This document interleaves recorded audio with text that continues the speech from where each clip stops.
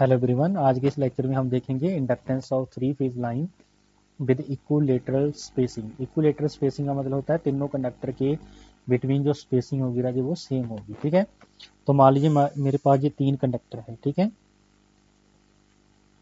मान लीजिए तीन कंडक्टर है और तीनों के बिटवीन जो स्पेसिंग है वो सेम होगी। ठीक है, मान लीजिए ए है, ये बी है, ये सी है। ठीक है, मान लीजिए spacing of three conductor is same. ठीक है, मीन्स ये डिस्टेंस डी है, ये भी डिस्टेंस डी है, ये भी डिस्टेंस डी है। मान लीजिए जो रेडियस है कंडक्टर का वो सभी का सेम है। ठीक है, मान लीजिए R1 R2 that is equal to R3, मान लीजिए वो R है। ठीक है, और अगर ये इक्वल स्पेसिंग है इसका मतलब तीनों के बिटवीन एंगल कितना होगा जी, 60 डिग्री होगा। ठीक है, तो radius of each conductor is R and distance between them is D। ठीक है, अगर मैं फ्लक्स लिंकेज की बात करूँ ना, फ्लक्स लिंकेज ऑफ वायर ए, तो वायर ए की बता सकती हूँ साई ए दैट इज इक्वल टू, हाँ जी पहले खुद की अपने साथ हो जाएगी तो कितनी आएगी 2 इंटू 10⁻⁻⁷ करंट कितना है आई ए। ठीक है, मान लीजिए ए वायर पे करंट आई ए है, बी के ऊपर आई बी है और सी के ऊपर आई सी है, तो तीनों का सम क्या हो जाएगा, जीरो हो जाएगा राजी। ठीक है, बोलो, बिकॉज जो आई ए होगा suppose I angle of 0 degree है, जो आई बी होगा उससे 120 डिग्री होगा और I of C that is equal to I angle of 120 degree. ठीक है, थ्री फेज लाइन है आपके पास, तो तीनों करंट का सम जीरो हो जाएगा। ठीक है जी, बोलो ओके हो जाएगा यहाँ तक। अब पहले ए कंडक्टर की फ्लक्स लिंकेज देख रहे हैं, तो आई ए जो करंट होगा उसकी वजह से फ्लक्स आएगी, आई बी करंट की वजह से भी आएगी और आई सी की वजह से भी आएगी। ठीक है, तो आई ए इंटू एल एन यहाँ पे कितना लिखेंगे राजी, आर डैश। ठीक है, प्लस 2 इंटू 10⁻⁻⁷ आई बी करंट की वजह से कितना आएगा, बोलो ए का निकाल रहे हैं तो बी के करंट की वजह से ए की बी के साथ डिस्टेंस निकाल दो राजी, L N 1 divide by A की बी के साथ डिस्टेंस कितनी है डी। ऐसे ही हम ड्यू टू करंट आई सी देख लेंगे, वो भी कितनी आ जाएगी, एल एन 1 डिवाइड बाई ए और सी के बिटवीन डिस्टेंस वो कितनी है 1 बाई डी। बोलो हो जाएगा, तो psi of A that is equal to 2 into 10⁻⁻⁷ I A L N 1 divide by R dash plus 2 into 10⁻⁷ L N 1 by D. हाँ जी, ये कॉमन निकाल लेंगे, अंदर बचेगा आई बी प्लस आई सी। ठीक है, इसकी वैल्यू क्या पुट कर देंगे राजी, माइनस ऑफ आई ए यहाँ से। ठीक है, पुट कर दो जल्दी से, तो नेक्स्ट स्टेप में हम इसकी वैल्यू पुट कर देंगे राजी माइनस ऑफ आई ए। ठीक है, तो यहाँ पे लिख देंगे आई ऑफ ए, माइनस का मीन यहाँ पे माइनस आ जाएगा। ठीक है, तो फर्दर इसको सिंप्लीफाई कर लेते हैं, साई ए 2 इंटू 10⁻⁻⁷ और आई ए कॉमन आ जाएगा। ठीक है, अंदर क्या बचेगा, L N 1 by R dash minus L N 1 by D.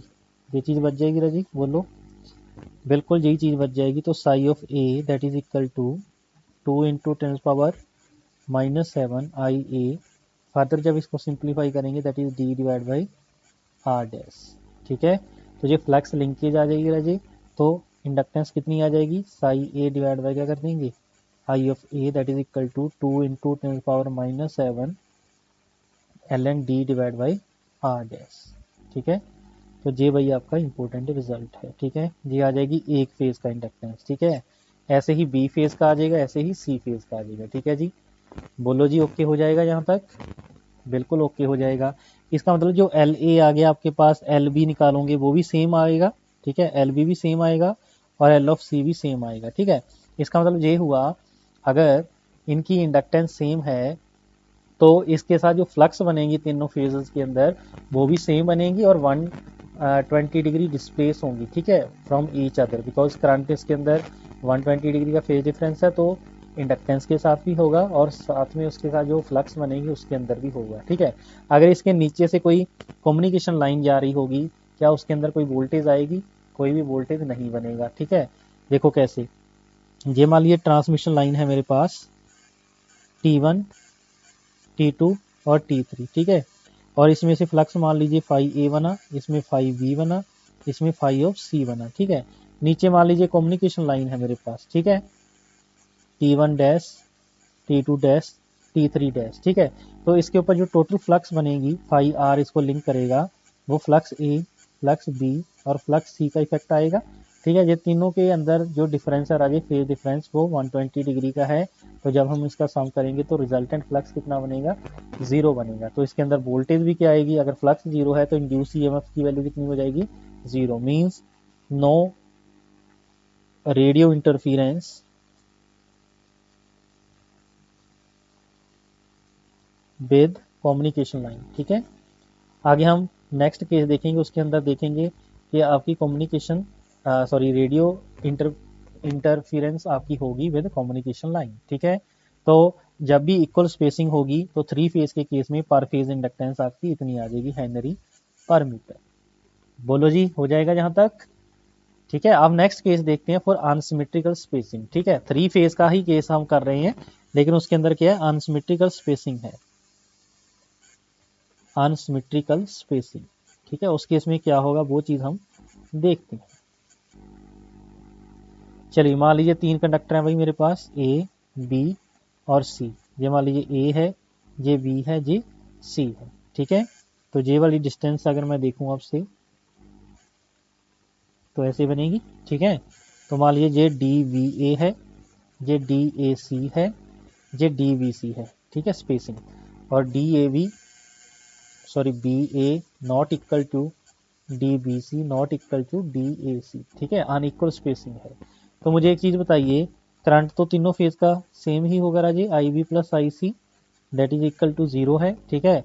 और flux linkage due to a phase हम निकाल सकते हैं राजे, बिल्कुल निकालेंगे। 2 into ten power minus 7 L N, हाँ जी, 1 डिवाइड बाई आर डैश हो जाएगा, ठीक है। मान लीजिए पहले का रेडियस R1 है, दूसरे का R2 है, तीसरे का R3 है। चलो मान लीजिए रेडियस सेम ही मान के चलते हैं, ठीक है। फिर क्या होगा, और यहाँ पे करंट कितना आएगा राजे, आई ऑफ ए।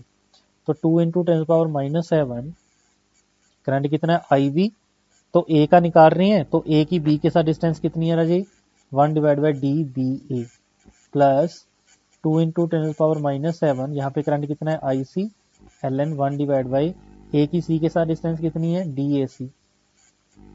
ऐसे ही फ्लक्स लिंकेज मैं बी के साथ निकाल लूंगा, वो कितनी होगी, 2 into ten power minus 7 I A L N 1 divide by क्या आ जाएगा राजे, बोलो जल्दी से, यहाँ से आ जाएगा ए और बी के बिटवीन डिस्टेंस बी ए। बी फेज की फ्लक्स है तो अपने करंट के साथ कौन सी आएगी, इफेक्टिव रेडियस वाली, तो L N 1 divide by R dash plus C वाले करंट की वजह से एल एन बी की सी के साथ डिस्टेंस कितनी है, डी बी सी, ठीक है। ऐसे ही हम सी फेज का निकाल लेंगे, 2 into ten power minus 7 I A L N 1 divide by, हाँ जी, पहले और सी के साथ डी ए सी प्लस दूसरे की सी के साथ कितनी है भाई, 1 divide by D B C plus 2 into ten power minus 7, यहाँ से आ जाएगा I C L N 1 divide by R dash, ठीक है, सी करंट की खुद के साथ, ठीक है जी। ये तीनों फेज की भाई फ्लक्स लिंकेज आपने निकाल दी। क्या आप जल्दी से बताओ, क्या साई ए इक्वल टू साई बी है, नहीं है। तीनों फ्लक्स आपकी डिफरेंट आ रही हैं। अगर आपकी फ्लक्स आपके पास डिफरेंट है, इसका मतलब क्या हुआ, आपकी जो फेज इंडक्टेंस है, क्योंकि फ्लक्स की वजह से ही इंडक्टेंस बनेगा ना, इंडक्टेंस क्या होता है, साई डिवाइड बाई करंट, ठीक है। इसका मतलब आपकी फ्लक्स सेम नहीं है, इसका मतलब जो फेज आपके पास फेज इंडक्टेंस है, फेज इंडक्टेंस वो भी क्या आएगी राजी, वो भी आपके डिफरेंट आएगी, ठीक है। मतलब ये हुआ आपकी जो ट्रांसफर रिएक्टेंस है वो डिफरेंट आ गई, ठीक है। अगर ट्रांसफर रिएक्टेंस आपकी डिफरेंट आ गई, इसका मतलब जो पावर फ्लो है वो भी क्या होगी, डिफरेंट होगी, due to different inductance, different reactance of transmission line, then power transfer at receiving end is a different for 3 phase,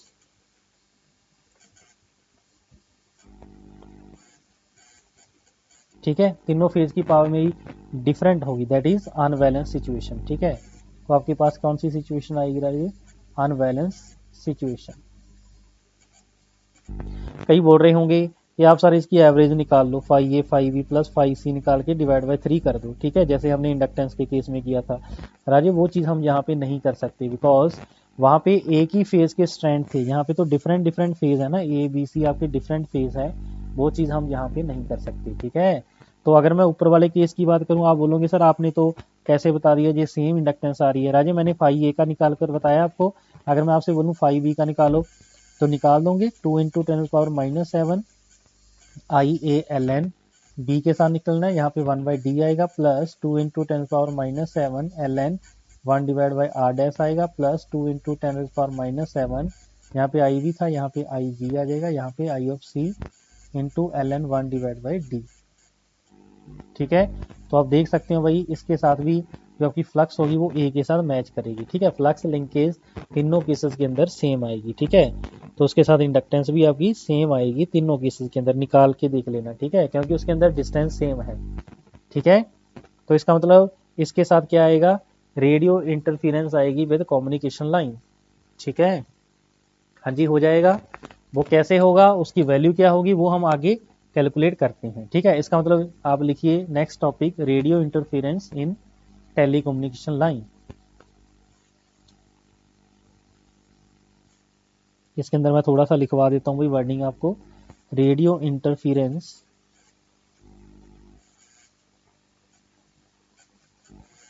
in telecommunication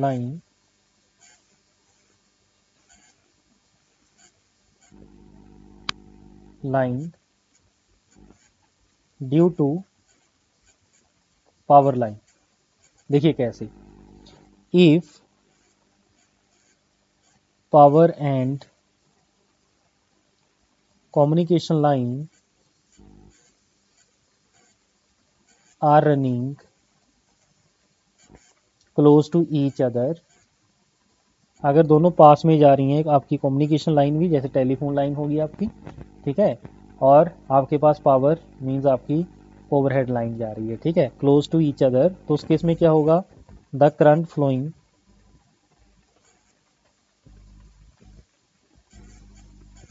in the power line, वो क्या करेगा, प्रोड्यूस्ड द मैग्नेटिक फ्लक्स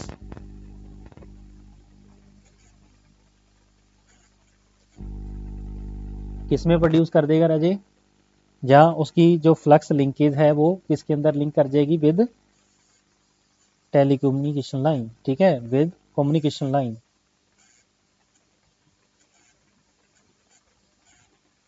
ठीक है। तो flux touch करेगी, इसका मतलब उसकी वजह से क्या होगा, इंड्यूस ईएमएफ हो जाएगी, ठीक है, दिस विल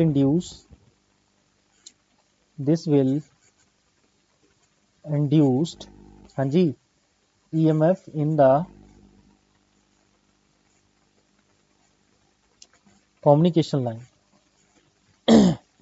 ठीक हुई बात, समझ रहे मेरी बात।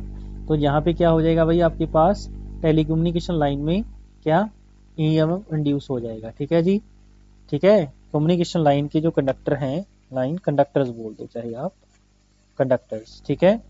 सिमिलरली एक तो जे हो गया, ऐसे ही due to earth charges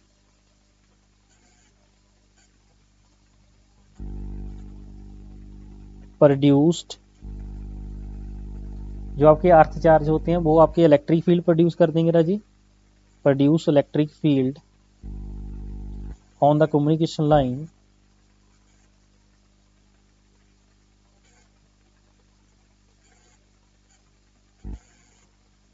conductor, electric field आ गया, उसके साथ फिर आपके पास क्या हो जाएगी, ईएमएफ इंड्यूस हो जाएगी, ठीक है, which will induced EMF between, हाँ जी, कम्युनिकेशन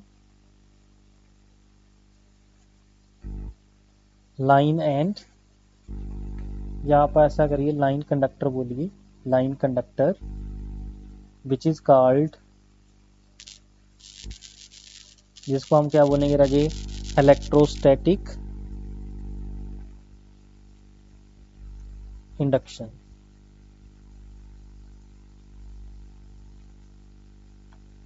ठीक हुआ। तो इन दोनों की वजह से जो इलेक्ट्रोस्टैटिक होगी और जो आपकी इलेक्ट्रोमैग्नेटिक होगी, इनकी वजह से कम्युनिकेशन लाइन के अंदर क्या प्रोड्यूस हो जाएगा, ईएमएफ प्रोड्यूस हो जाएगा, ठीक है। और इन दोनों की वजह से नॉइज प्रोड्यूस होगा, ठीक है। देखो both this electrostatic and electromagnetic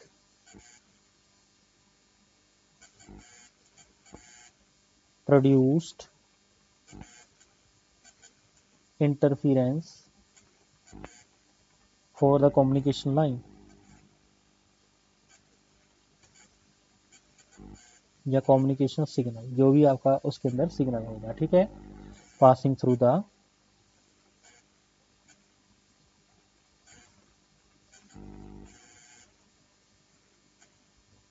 communication line, ठीक हुआ। इसी को हम बोलते हैं Raje, this is called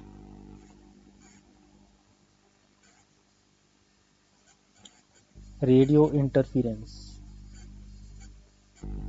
in the communication line.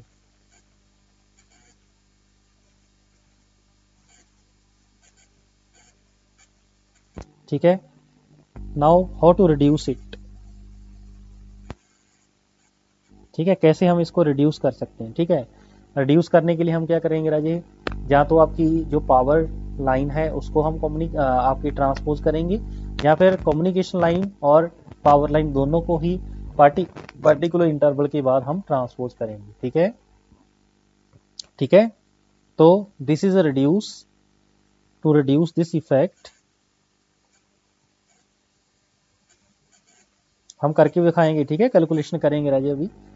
Either power और both power and communication line are transposed at regular interval, किसके regular interval, of length of transmission line, ठीक है। तो मैंने भाई आपको थोड़ा सा थ्योरेटिकल बताया what is the meaning of this, ठीक है। अब हम देखते हैं कि अनट्रांसपोज लाइन, जो आपके पास एक्चुअल अनबैलेंस वाली सिचुएशन है, उसके साथ आपके जो आपके पास सिंगल फेज मान लीजिए कोई सप्लाई जा रही है, ट्रांसमिशन लाइन जा रही है, उसकी वजह से कम्युनिकेशन लाइन पे कितना आपके पास कितनी आपके पास वोल्टेज बनेगी, वो चीज़ हम कैलकुलेट कर रहे हैं, ठीक है। मान लीजिए मेरे पास टॉवर है, इस टॉवर के ऊपर दो फेज लगे हुए हैं, ठीक है, ये दो फेज है सपोज, एक फेज ए है, ये फेज सपोज बी है, ठीक है। इसके नीचे ही मान लीजिए आपकी कम्युनिकेशन लाइन जा रही है, ठीक है, इसके नीचे ही मान लीजिए सेम टॉवर के ऊपर आपके पास कम्युनिकेशन लाइन जा रही है, ठीक है, आपने देखा भी होगा भाई, ठीक है। तो मान लीजिए T1 है, ये कितनी है, T2 है। आप प्रैक्टिकली भी देख सकते हो कि आपके पास जो आपके पास 11 kV लाइन फीडर होते हैं, उसके नीचे टेलीफोन की लाइन जा रही होती है, ठीक है। That is the meaning of this, ठीक है। मान लीजिए इस पे करंट IA जा रहा है, इस पे करंट मान लीजिए I ऑफ B जा रहा है, ठीक है, और IA प्लस IB मान लीजिए 0 है, ठीक है। एक में करंट जाएगा, एक में करंट वापस आएगा, ठीक है, बोलो ओके हो गया। और मान लीजिए ये जो डिस्टेंस है बिटवीन कम्युनिकेशन लाइन, ये वाली डिस्टेंस D1 है, ये स्मॉल डिस्टेंस है, ठीक है, और जो जे वाली डिस्टेंस है suppose this is D2, this distance is D2, ठीक है, सेम ही रहेगी दोनों केसेस के अंदर, ठीक है। अगर मैं बात करूं, ये एक पाथ बन जाएगा आपका, एक पाथ आपका J बन जाएगा, ठीक है। तो डिस्टेंस दोनों के बिटवीन D2 ही रहेगा, ठीक है, बोलो जी ओके हो जाएगा यहाँ तक। ऐसे मान लीजिए आपके पास दो लाइन है A और B, इसमें करंट जा रहा है I ऑफ A, इसमें करंट जा रहा है I ऑफ B, ठीक है। मान लीजिए लेंथ इसकी कितनी है, L लेंथ की ट्रांसमिशन लाइन है, ठीक है। इसके नीचे आपकी टेलीकम्युनिकेशन लाइन है, मान लीजिए ये T1 और T2 है, T1 है, ये T2 है। इसके अंदर मुझे निकालना है यहाँ पे वोल्टेज कितना डेवलप होगा, ठीक है, that is telecommunication line.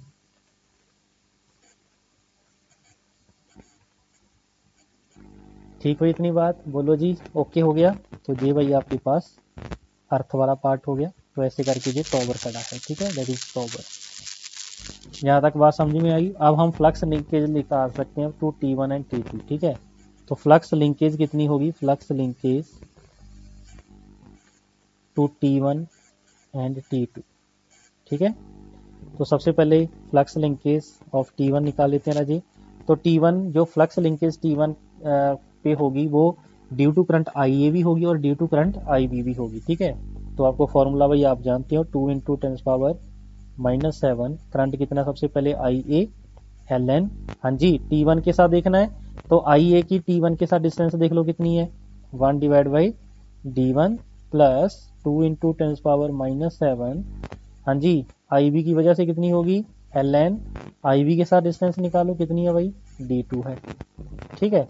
ऐसे ही flux linkage to T2 line देख लेंगे, बोलो जी वो कितनी होगी, 2 इंटू 10⁻⁻7 IA ln, हाँ जी IA की सॉरी ए कंडक्टर की T2 के साथ डिस्टेंस कितनी है, D2 है, 1 divide by D2 plus 2 into 10⁻⁻7, यहाँ पे है IB ln, हाँ जी B के साथ डिस्टेंस कितनी है, D1 है, ठीक है। ये वाली डिस्टेंस भी कितनी है जी, D1 है, ठीक है। D1 छोटे वाली डिस्टेंस है और जो D2 है वो बड़े वाली डिस्टेंस है, ठीक है। तो नेट फ्लक्स लिंकेज कितनी होगी,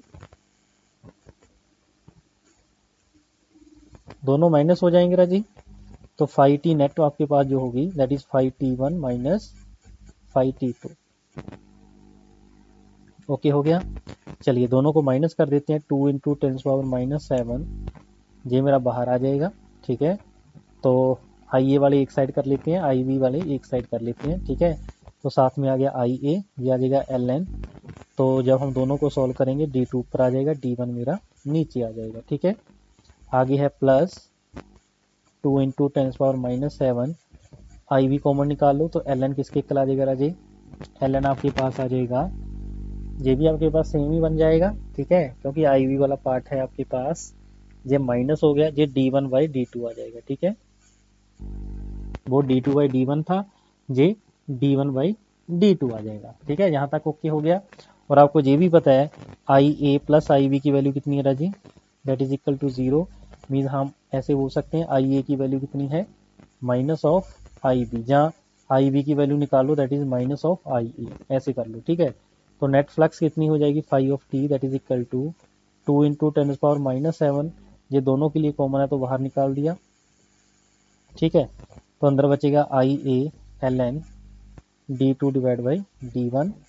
आगे देखिए IB को मैंने माइनस IA पुट कर दिया, जी minus IA ln D1 divide by D2। IA बाहर आ जाएगा, 2 इंटू 10⁻⁻7 IA मेरा बाहर आया, अंदर क्या बचा, ln D2 divide by D1 minus ln D1 divide by D2। यहाँ तक ओके हो गया। अब इसको मैं और सिंप्लीफाई कर लेता हूँ भाई, 2 इंटू 10⁻⁻7 IA, तो ln को क्या लिख सकते हैं, उसको डिवाइड कर दो भाई, तो D2 डिवाइड बाई D1, उसको डिवाइड करना है, मीन D1 नीचे आएगा और D2 मेरा ऊपर चला जाएगा, ठीक है, ये चीज़ बन जाएगी। तो यहाँ पे आपका पास आ जाएगा 2 into 10⁻⁻7 IA ln D2 divide by D1 का स्क्वायर, ठीक है, ये स्क्वायर आपका आगे आ जाएगा। तो जो फ्लक्स लिंकेज होगी to the transmission line that is nothing but 4 into 10⁻⁻7 IA ln D2 divide by D1, ठीक है। ये D2 कौन सी है, लार्ज डिस्टेंस वाली है भाई, और D1 क्या आपकी लोअर डिस्टेंस है, ठीक है। ये चीज़ आपको भाई पता होनी चाहिए, ठीक है। तो इसका मतलब ये हुआ, अगर मैं फ्लक्स लिंकेज के साथ इंडक्टेंस निकालूं तो L कितनी होगी कम्युनिकेशन लाइन के साथ, तो 5T डिवाइड बाई क्या कर देंगे I ऑफ A, ठीक है। तो बाकी जो बचेगा वो आपकी फ्लक्स इंडक्टेंस बच जाएगी, 4 इंटू 10⁻⁻7 IA तो चला गया, यहाँ पे बचेगा ln D2 divide by D1, ठीक है। तो इतनी इंडक्टेंस भाई आपकी प्रोड्यूस हो जाएगी कहाँ पे, to the telecommunication line, ठीक है। बोलो जी हो जाएगा। चलिए अगर मैं वोल्टेज की बात करूं, वोल्टेज कितना इंड्यूस होगा, ठीक है, voltage induced between communication line due to IA is, ठीक है, voltage induced between communication line due to current I A. ठीक है, तो बताइए वोल्टेज की वैल्यू कितनी होती है भाई। वोल्टेज आपके पास करंट इंटू एक्सएल होगी। एक्सएल कैसे निकालेंगे भाई, इसको मल्टीप्लाई कर देंगे ओमेगा एल इंटू करंट जिसके साथ आपने निकालनी है। ठीक है, वोल्टेज वी की वैल्यू कितनी आ जाएगी, ओमेगा की वैल्यू होती है 2 पाई इंटू एफ। ठीक है, into 4 into I A, sorry inductance निकालो, 4 into 10⁻⁻7 L N D two divide by D one into I A. ठीक है, जो भी आई ए करंट की आपके पास वैल्यू होगी। ठीक है, ये वोल्ट पर मीटर आ जाएगा। ठीक है जी, ये जो यूनिट होंगे राजे दैट इज वोल्ट पर मीटर। ठीक है, तो ये चीज़ भाई आपको पता होनी चाहिए, आपने वोल्टेज को कैसे कैलकुलेट करना है बिटवीन द कम्युनिकेशन लाइन। ठीक है, कई बार ये क्वेश्चन आ जाता है। ठीक है, तो इसलिए आपको ये चीज़ पता होनी चाहिए। ठीक है, चलिए ये हमने देख लिया अनबैलेंस सिस्टम के केस में आपकी कितनी इंडक्टेंस आएगी। ठीक है, और उसके साथ वोल्टेज कितना प्रोड्यूस होगा। ठीक हुआ, अब हम करते हैं इसका ट्रांसपोजिशन। ठीक है, तो ट्रांसपोजिशनिंग ऑफ ट्रांसमिशन लाइन।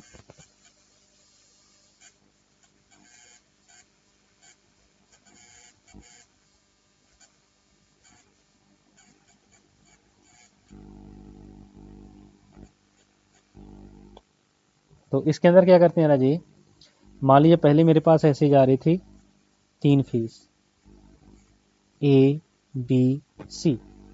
अब हमने क्या किया ट्रांसपोजिशन के केस में, देखिए इसमें क्या होगा, आपका ए को आप चेंज कर देते हैं। ठीक है, ए को अब ऐसे लेके जाऊंगी। ठीक है, जो बी था उसको सी की तरफ ले जाऊंगी। ठीक है, जो सी वाला था उसको ए पॉइंट पे ले जाऊंगी। ठीक है, तो एक पर्टिकुलर डिस्टेंस पे आप इसको ऐसे कर दूंगी।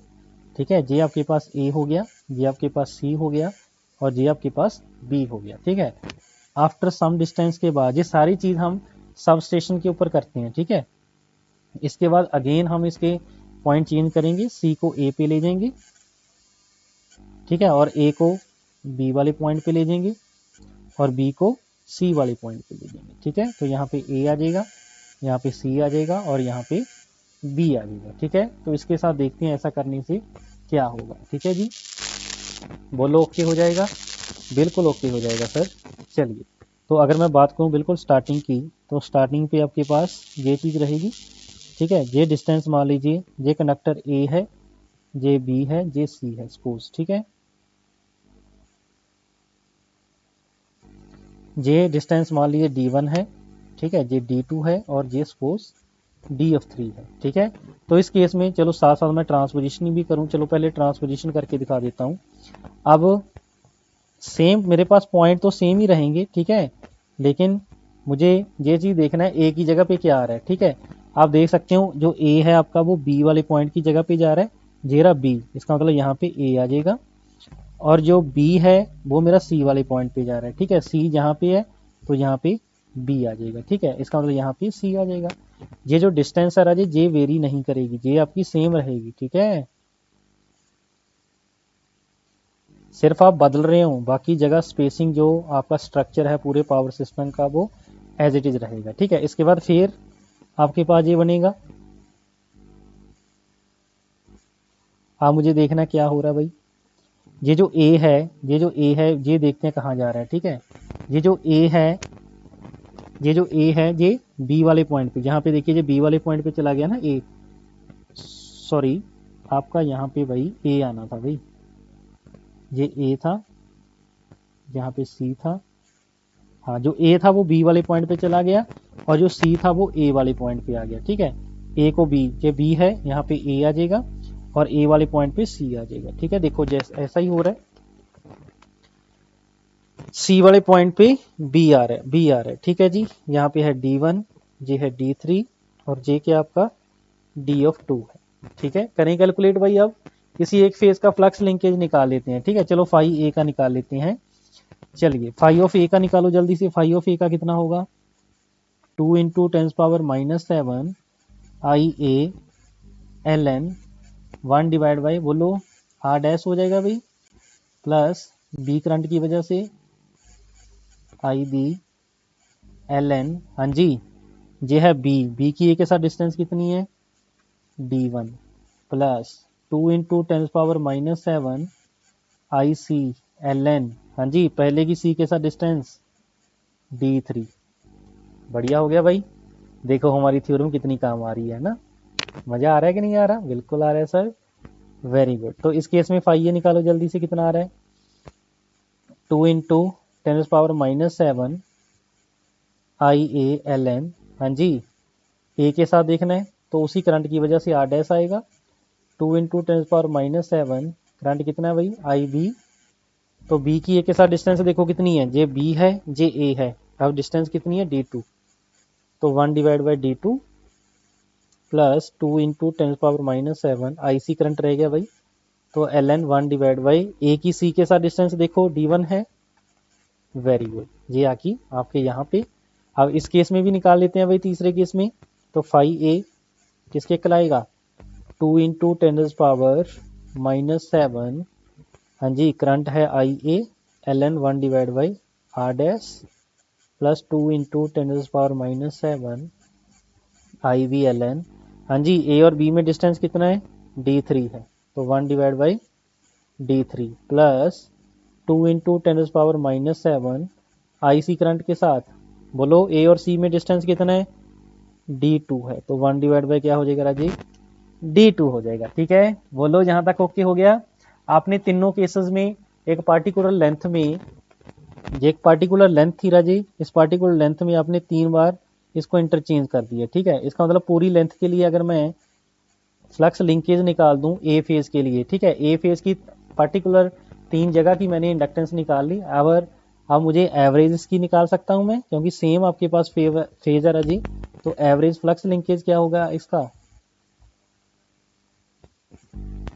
तो phi A average that is nothing but phi A plus phi B plus sorry phi A तीनों केसेस में, ठीक है फाई A1 बोल दो, फाई A2 बोल दो और फाई A3 बोल दो, Sai that is divide by 3।